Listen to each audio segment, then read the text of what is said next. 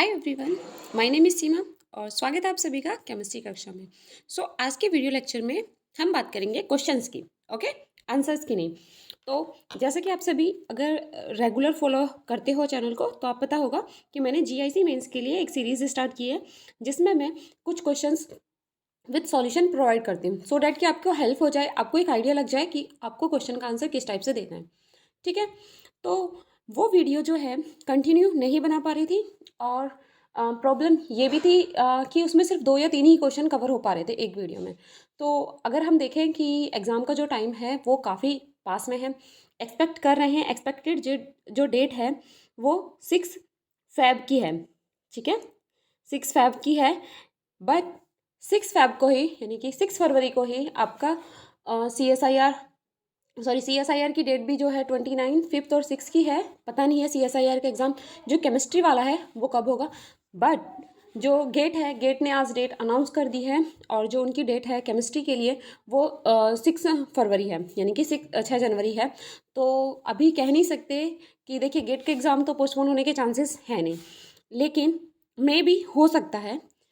अपनी तैयारी जारी रखिए, ज़रूरी नहीं है कि एग्ज़ाम पोस्टपोन हो सकता है उसी दिन हो, लेकिन 2 एग्ज़ाम जो है एक ही डेट पे हो रहे हैं। जीआईसी मेंस जो है एक्सपेक्टेड है, हो सकता है कि मेंस के लिए जब फॉर्म निकले, यानी कि जीआईसी मेंस के लिए जब फॉर्म निकलेंगे भरने के लिए, तो हो सकता है डेट में कुछ करेक्शन हो, 1-2 दिन आगे पीछे हो सकती है, मे भी पॉसिबल है। आप तैयारी अपनी 6 फरवरी मानकर ही चलिए, इस चीज़ पर ज़्यादा डिस्कस मत कीजिएगा कि एग्ज़ाम कब होने वाला है, कब होगा। आपको सिर्फ अपनी तैयारी से पे ध्यान रखना है, क्योंकि जैसे ही आपका ध्यान भटकेगा आपकी तैयारी आप पिछड़ के बहुत पीछे हो जाओगे। तो अगर आपको सिलेक्शन चाहिए तो आपको 6 जो फरवरी है, जो अभी टेंटेटिव डेट है, उसी को एग्जैक्ट डेट मान के आपको प्रिपरेशन करनी है और कुछ अपने दिमाग में नहीं सोचना है। ओके, क्योंकि अगर आपने एक भी दिन का डिले किया तो आप इस कंपटीशन में काफ़ी पीछे हो जाओगे। ठीक है, क्योंकि बच्चे मेहनत कर रहे हैं लगातार ही। ठीक है, अच्छा, तो एक और बात, इसमें जो मैंने सीरीज़ स्टार्ट की थी क्वेश्चन आंसर की, वो सीरीज़ तो चलती रहेगी। उसमें 1 या 2 क्वेश्चन जो सॉल्व हो रहे थे वैसा ही मैं सॉल्व कराती रहूँगी, सो डैट को आपको आइडिया लगता रहे कि आप क्या प्रॉपर उस तरह से लिख पा रहे हो क्वेश्चन का आंसर या नहीं लिख पा रहे हो, उस तरह से आप देख सकते हो। इसके साथ ही मैंने यूपी पीसीएस मेंस के जो एग्ज़ाम हुए उनसे कुछ क्वेश्चन सेलेक्ट किए हैं जो कि आपके जीआईसी के सिलेबस के अकॉर्डिंग है। ठीक है, आप अगर देखोगे यूपी पीसीएस मेंस का, UP PSC sorry UP PCS UP PCS mains का अगर क्वेश्चंस उठा के देखोगे, केमिस्ट्री का सेकंड जो पेपर है वो देखोगे तो उसमें काफ़ी क्वेश्चन है, जैसे पेरिसाइक्लिक आपके सिलेबस में नहीं है, हेट्रोसाइक्लिक आपके सिलेबस में नहीं है, तो वो क्वेश्चंस मैंने नहीं लिए। इसमें वही क्वेश्चन लिए जो आपके जीआईसी के सिलेबस से मैच करें। इससे आपको क्या हेल्प हो जाएगी, इससे आपकी हेल्प हो जाएगी, आप को वो पेपर पढ़ने की ज़रूरत नहीं है। अगर आप पढ़ सकते हो तो आप देख लीजिए, एक बार देख लीजिए, अदरवाइज़ आपको सिलेबस के अकॉर्डिंग आपको क्वेश्चंस इसमें मिल जाएंगे। तो जो ये सीरीज़ है इसमें मैं पहले ऑर्गेनिक के करा रही, ऑर्गेनिक के पूरे क्वेश्चंस। ठीक है, 2002 से लेके आई थिंक 2020 तक के जितने भी क्वेश्चन होंगे वो सब इसमें हो जाएंगे, कवर हो जाएंगे। ठीक है, उसके साथ ही जो इम्पोर्टेंट क्वेश्चन रहेंगे या इससे अलावा जो क्वेश्चन आंसर रहेंगे वो आपको वीडियो भी मिलती रहेगी। और इससे एक बेनिफिट और होगा, इससे एक बेनिफिट ये होगा कि आपको जो क्वेश्चन है वो ज़्यादा मिल जाएंगे। ठीक है, जब हम क्वेश्चन आंसर सीरीज कर रहे थे उसमें 1, 2 या 3, ठीक है, मैक्सिमम 3 क्वेश्चन तक हम सॉल्व कर रहे थे। इस क्वेश्चन में हम ट्राई करेंगे 10 to 15 क्वेश्चन आपको बता सकूँ। आप उसको प्रैक्टिस कीजिए, आंसर एक प्लान कीजिए कि इसका आंसर किस वे में आप लिख सकते हो। 100 जो आपका है 50 वर्ड लिमिट में कितना लिखोगे, 50 वर्ड लिमिट में कितना लिख सकते हो, 150 अगर वर्ड में लिमिट है तो आप कितना लिखोगे, 250 वर्ड लिमिट में अगर ये क्वेश्चन पूछा तो आप कितना लिख सकते हो, और ये जो क्वेश्चन है वो कितने नंबर तक पूछा जा सकता है। ठीक है, इस तरह से आपको चलना है। इसमें कुछ क्वेश्चन ऐसे भी हैं जो बार बार रिपीट हो रहे हैं, वो भी मैं आपको बता दूंगी।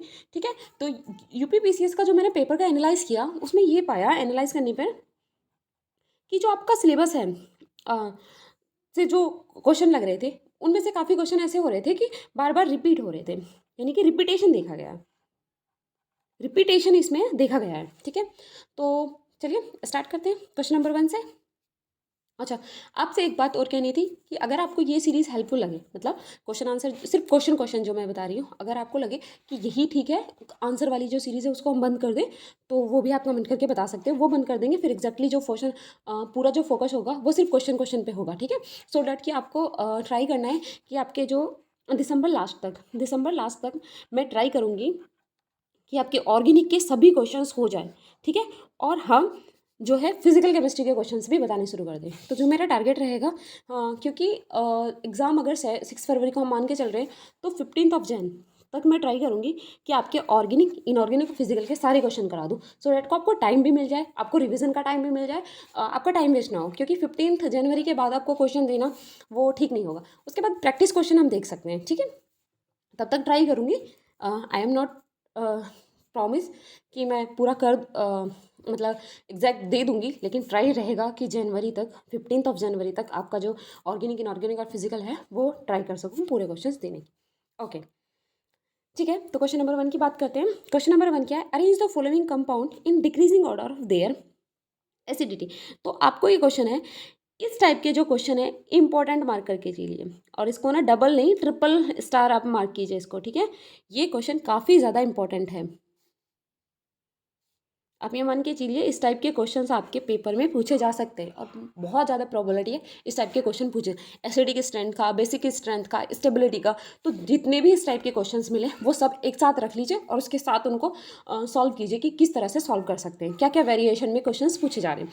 तो यहाँ पर जो है ये नाइट्रो के कंपाउंड्स दिए हुए हैं, तो किससे आप बताओगे? +I, -I, +M और -M, यानी कि +I group, -I group, +M group और -M ग्रुप जो है, ये बहुत अच्छे से आप दिमाग में बैठा लीजिए क्या होते हैं, क्या इफेक्ट होता है ऑर्थो पैरा पे। जैसे कि देखिए, जो -M या +M जो होता है, ये जो होता है ये ऑर्थो और पैरा पे इफेक्ट डालता है, मेटा पे इसका कोई इफेक्ट नहीं होता है। तो ये बात आपके ध्यान में रहनी चाहिए, रटना नहीं है, किसी भी सीरीज़ को आपको रटना नहीं है। यानी कि नाइट्रो वाली जैसे फिनोल में सीरीज़ होगी, आपने रट ली, आपको रटना नहीं है, आपको समझना है। अगर आपको जीओसी समझ में नहीं आती है, क्योंकि मैंने अभी तक देखा है कि जो जीओसी है वो सबसे इम्पोर्टेंट है आपके पेपर में, ऑर्गेनिक के पेपर में। अगर आपको लगता है आपको जीओसी में प्रॉब्लम है, तो आप पढ़िए, जितनी बुक पढ़ सकते हो। और अगर आपके पास टाइम कम है, आपको नहीं अच्छे से कोई लेक्चर मिल पा रहा है, तो मैं उस पर लेक्चर एक प्रोवाइड करा दूंगी फुल, जिसमें आपकी पूरी जीओसी कंप्लीट हो जाए, सो डैट कि आप जीआईसी मेंस के जो क्वेश्चन आपसे पूछे जाएंगे एसिडिटी, बेसिडिटी, बेसिसिटी से रिलेटेड, वो क्वेश्चन आप कर पाओ, ठीक है। तो देखिए, ये क्वेश्चन हो गया। सेकंड क्वेश्चन की बात करें, अरेंज द फॉलोइंग कार्बोकेटाइन, ठीक है। कार्बोकेटाइन की स्टेबिलिटी बतानी है, decreasing order of their stability बतानी है। तो यहाँ पर भी क्या रोल करेगा? +I group, -I group, +M group, -M group. Then उसके बाद आप और क्या बता सकते हो, इसमें हाइब्रिडाइजेशन का भी रोल प्ले होगा, ठीक है। हाइब्रिडाइजेशन भी आप देख सकते हो कि इसमें अप्लाई हो रहा है या नहीं हो रहा है, ठीक है। उसके बाद थर्ड जो है वो है the mechanism of following reaction. आपको इस रिएक्शन का, ये इंपॉर्टेंट रिएक्शन है, ये भी इंपॉर्टेंट है, ठीक है। इसका मैकेनिज्म पूछा, स्टेप बाय स्टेप आपको चलना है, आपको ऐसे स्टेप बाय स्टेप चलना है कि आप बिल्कुल एक जीरो लेवल से, यानी कि किसी एक छोटे बच्चे को आप समझा रहे हो, छोटा मतलब बिल्कुल छोटा नहीं, मतलब कि एक 11th क्लास में जो बच्चा एंटर हुआ है उसको आप समझा रहे हो कि किस तरह से आप इस रिएक्शन को, मैकेनिज्म को हो रहा है, ठीक है। तो इसके मैकेनिज्म को आपको अच्छे से step by step with neat and clean writing में आपको समझाना है, ठीक है। Okay, question number 4, convert this. तो ये कन्वर्जेशन, इस टाइप के क्वेश्चंस बहुत पूछे जाते हैं, ठीक है, बहुत ज़्यादा पूछे जाते हैं। मैंने जो UPPCS का मेंस का जो पेपर देखा था, उसमें क्या था, इस टाइप के क्वेश्चंस बहुत थे, बट आपके सिलेबस के अकॉर्डिंग कम पे क्वेश्चंस मुझे मिले।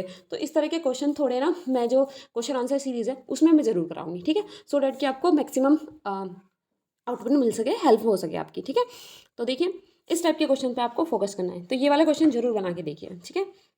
ओके, नेक्स्ट वही फिर से डिक्रीजिंग ऑर्डर लिखना है आपको स्टेबिलिटी का। और देखिए, इस टाइप का जो क्वेश्चन है 5 मार्क्स में आया है, तो हो सकता है इस टाइप का जो क्वेश्चन है आपको 10 मार्क्स में पूछ ले इस बार जीआईसी में, क्योंकि 20 क्वेश्चंस पूछने हैं और आपको पूरी चीज़ एक्सप्लेन करनी है, क्योंकि 10 मार्क्स में आपको 50 वर्ड्स लिमिट दी हुई है। देखिए, 50 वर्ड लिमिट आप फिजिकल में सोच सकते हो, इनऑर्गेनिक में फिर भी सोच सकते हो, लेकिन ऑर्गेनिक में 50 वर्ड लिमिट तो नहीं होगी, बट मैकेनिज्म होगा, तो वहाँ पर आप 50 वर्ड लिमिट्स में मत जाइए, एक प्रॉपर वे में आप समझाना है आपको क्वेश्चन का आंसर, ठीक है।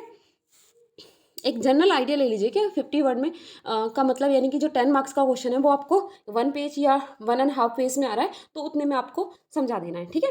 ओके, तो ये स्टेबिलिटी बतानी है, तो ये मान के चल सकते हैं 10 मार्क्स में आपसे पूछ सके। ये 15 मार्क्स का क्वेश्चन जैसे होगा, 10 मार्क्स का एक दूसरा क्वेश्चन हो गया 5 मार्क्स का, इस तरह से क्वेश्चन दिए जा सकते हैं, ठीक है।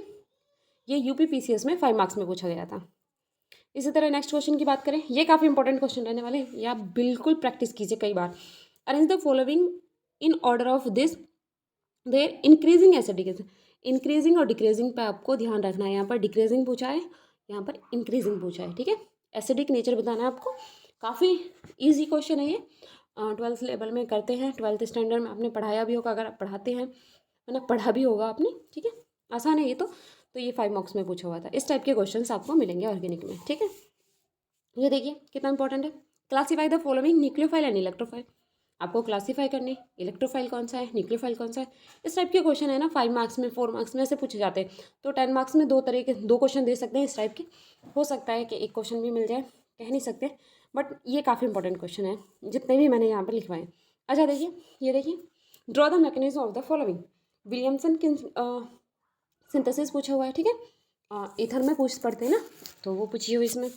Second, nucleophilic addition, Grignard reagent. Grignard reagent की जितनी भी रिएक्शन है एक कॉपी में नोट कर लीजिए, काफ़ी इंपॉर्टेंट है, ठीक है। आपको काफ़ी यूज़ होंगी, और जब आप कन्वर्जन वाला जो टाइम होगा उसमें ग्रिग्नार्ड रिएजेंट जो है काफ़ी इंपॉर्टेंट रोल प्ले करने वाला है, ठीक है। Okay, question number 9, draw the stereoisomer of 2,3 dibromobutane and indicate which of this would be optically active. तो ऑप्टिकली एक्टिव जो कंपाउंड है, तो आपके जो ये है ऑप्टिकली एक्टिविटी जो है आपके सिलेबस में है, स्टीरियो आइसोमर और ज्योमेट्रिकल आइसोमर्स भी है, इसलिए मैंने ये क्वेश्चन यहाँ पर रखा हुआ है। यूपीपीसीएस मेंस में पूछा हुआ है, इंपॉर्टेंट है, इस टाइप के क्वेश्चंस भी पूछे जा सकते हैं। ओके, क्वेश्चन नंबर 9 हो गया, तो 10 क्वेश्चन इस वीडियो में हम देख लेते हैं। नेक्स्ट जो क्वेश्चन है वो हम नेक्स्ट वीडियो में कवर करेंगे। अच्छा, इसमें 11 क्वेश्चन देख लेते हैं, ठीक है। ओके, इसमें लिखा हुआ है draw E and Z configuration of the following, ठीक है। ई और जेड कॉन्फ़िगरेशन बताना है, इजी भी है, लेकिन आपको इस टाइप के क्वेश्चंस मिल सकते हैं, क्योंकि अगर यूपीपीसीएस मेंस में पूछा हुआ है तो जीआईसी में भी बिल्कुल पूछ सकते हैं, ठीक है। ज्योमेट्रिकल आइसोमेरिज्म भी आपके हैं।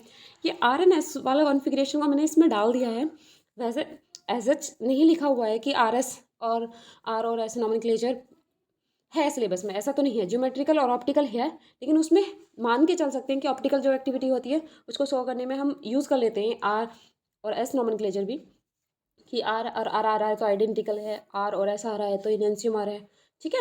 तो इस टाइप की चीज़ें तो आप पढ़ के चलिए कि आप, वैसे तो आर और एस जो कॉन्फ़िगरेशन है वो आपको आता होगा, लेकिन आप मान के चलिए कि जो आर और एस वो निकालना होता है ना कॉन्फ़िगरेशन, वो आपको आए, ठीक है। हो सकता है आपको मिल जाए, क्योंकि ये क्वेश्चन बार बार आ रहे थे, इसलिए मैंने एक क्वेश्चन रख दिया उस टाइप, ठीक है। ओके, क्वेश्चन नंबर 12 की, अच्छा जितने क्वेश्चन है सभी कर लेते हैं, आपको हेल्पफुल हो जाएगा। वीडियो थोड़ी लंबी हो जाएगी, बट ओके, हो जाएगा। जितना ज़्यादा क्वेश्चन आप प्रैक्टिस करोगे उतना ही अच्छा। चलिए ठीक है, कर लेते हैं सभी question. Okay, how will you distinguish between following pairs. ये काफ़ी इंपॉर्टेंट है, ये कई बार पूछा हुआ है, ये जो क्वेश्चन है ये कई बार पूछा हुआ था, ठीक है, कई बार पूछा हुआ था। तो इस टाइप के क्वेश्चन आ सकते हैं, इथेनॉल मिथेनॉल या फिनॉल और इथेनॉल, या फिर फिनॉल और अल्कोहल में जो वो है डिस्टिंग्विश करना, ये इस टाइप के क्वेश्चंस आपको मिल सकते हैं। प्राइमरी अमीर, सेकेंडरी अमीर, टर्शियरी अमीर में इस टाइप के क्वेश्चन, और एल्डिहाइड और कीटोन में इस टाइप के क्वेश्चन आप तैयार करके चलिए, ठीक है। इस टाइप के क्वेश्चन आपको मिल सकते हैं। ओके, क्वेश्चन नंबर 13 की बात करें। क्वेश्चन नंबर 13 में how will you synthesise the alpha amino acid from the following reactions. ये इंपॉर्टेंट हो जाती है, प्राइमरी अमीन की होती है ना, ग्रेबिल थैलेमाइड रिएक्शन और स्टिकर रिएक्शन, ये वाली रिएक्शन इंपॉर्टेंट्स है, इसलिए ये वाला क्वेश्चन मैंने यहाँ पर लिया हुआ है। Okay, then question number 14, right all possible isomer of C7H9N, which of these will not show carbylamine reaction and Y. ये वाला क्वेश्चन इंपॉर्टेंट है, ये वाला आप करके देख। अच्छा, मैं हर क्वेश्चन को बोल रही हूँ ये वाला इंपॉर्टेंट, ये वाला इंपॉर्टेंट है, एक्चुअली सभी क्वेश्चंस काफ़ी इंपॉर्टेंट हैं, तो आपको सभी की प्रैक्टिस अच्छे से करनी है, ठीक है। ओके, ये क्वेश्चन सोचने वाला है थोड़ा, तो ये सोच के देखिएगा, करिएगा, अच्छा क्वेश्चन है। ओके, क्वेश्चन नंबर 15 की बात अगर हम करें, arrange the following molecule in decreasing order. Decreasing पूछा है, इन सब पे काफ़ी ज़्यादा ध्यान रखना है। डिक्रीजिंग पूछा है, इंक्रीजिंग पूछा, ठीक है, बेसिसिटी बतानी है, ठीक है। तो ये क्या, नाइट्रो के हैं और एनिलीन के हैं, ये यहाँ पर 2 नाइट्रो ग्रुप है, ठीक है। आई थिंक ये नाइट्रो नहीं है, ये इसको आप करेक्ट कर लीजिएगा, ये भी क्या है, NH2 एनिलीन ही करिए, सेम है ये, ठीक है, NH2 ही है, ये गलती से NO2 हो गया, क्योंकि ये ऑर्थो है, ये पैरा है, तो ये मेटा है, ठीक है, ये NH2 ही है, इसको करेक्ट कर लीजिएगा। कि बेसिसिटी ऑर्डर बता दीजिए। Question number 16, arrange the following decreasing order बताना है, दे आर न्यूक्लियोफिलिसिटी। देख के चलिए, nucleophilicity, nucleophile, electrophile, acidic nature, basic nature, stability, इस टाइप के क्वेश्चन बार बार पूछे जा रहे हैं, ठीक है। मैंने सभी टाइप के लिए मैं सोच रही थी एक बार तो कि बेसिसिटी का क्वेश्चन एक तो करा दिया है, ठीक है, तो अंडरस्टूड हो आपकी बेसिसिटी का पूछा जाएगा, लेकिन मॉलिक्यूल्स अलग है ना, इसलिए मैंने सभी क्वेश्चंस ले लिए हैं कि आप बार बार प्रैक्टिस करोगे तो आपके माइंड में भी आएगा, अच्छा एक पहले भी किया था, ये वाला क्वेश्चन भी किया, इस टाइप से भी है, या फिर इस कंपाउंड या इस मॉलिक्यूल्स में क्या हो सकता है वो आप देख लीजिए, ठीक है। तो न्यूक्लियोफिलिसिटी बतानी है इनकी। ये तो मतलब बच्चों वाला क्वेश्चन हो गया कि ये वाला तो आप कितना करते रहते होगे, ठीक है। न्यूक्लियोफिलिसिटी जब पढ़ना स्टार्ट करते हैं तो ये वाला तो हम करते हैं, ये तो आसान है, ठीक है, हो जाएगा ये तो। क्वेश्चन नंबर 17, और is the following decreasing order पूछा है basicity in vapour phase, vapour phase में पूछा है इसका, ठीक है। एक तो ये है, इसके साथ ही एक आप देखिए कि अगर जो ये है CH3 ग्रुप, अगर इसकी जगह C2H5 ग्रुप होता, यानी कि C2H5 NH2 C2H5 whole thrice and C2H5 whole twice NH और अमीन होता तो क्या होता, वो भी सोचिए, क्योंकि उसमें वेपर फेज में एक्वस या सॉल्यूशन वाले फेज में अलग अलग ऑर्डर आता है बेसिसिटी का, ठीक है, वो भी आप एक बार देख लीजिएगा। ओके, क्वेश्चन नंबर 18, तो arrange the following in decreasing order of their stability, तो इनके स्टेबिलिटी के ऑर्डर में आप डिक्रीजिंग ऑर्डर में लिखना है आपको। तो ये कुछ मॉलिक्यूल्स हैं, इनकी स्टेबिलिटी का आपको डिक्रीजिंग ऑर्डर लिखना है, क्या है, क्यों स्टेबिलिटी ज़्यादा है, क्यों स्टेबिलिटी कम है, ये सब रीज़न आपको देना है, ठीक है, अच्छे से एक्सप्लेन करना है ये क्वेश्चन। तो इस वीडियो में 18 क्वेश्चन मैंने बता दिए हैं। आई होप ये वीडियो आपके लिए हेल्पफुल रहे, ज़्यादा से ज़्यादा प्रैक्टिस कीजिए। अगर कोई क्वेश्चन समझ में नहीं आता है या किस क्वेश्चन को किस टाइप से लिखना है नहीं समझ में आ रहा है तो आप कमेंट करके बता सकते हो। और आपको एक चीज़ ये भी बतानी है कि ये क्वेश्चन आंसर वाली जो सीरीज़ है वो कंटिन्यू रखनी है या फिर जो सिर्फ क्वेश्चन वाली सीरीज़ ही चला, क्योंकि मुझे लग रहा था कि क्वेश्चन इस तरह से ज़्यादा हो जाएंगे। देखिए 18 क्वेश्चन हमने इस वीडियो में कवर कर लिए एक ही वीडियो में, लेकिन क्वेश्चन आंसर सीरीज़ में ऐसा होता है 2 या 3 क्वेश्चन होते हैं। तो या तो ऐसे करें कि सिर्फ क्वेश्चन वाली सीरीज़ चलाए, या फिर ऐसा होता है कि क्वेश्चन वाली जो सीरीज़ है वो रेगुलर चलाए और बीच बीच में क्वेश्चन आंसर सीरीज़ भी चला दें, ठीक है। So I hope it will help you. Thank you.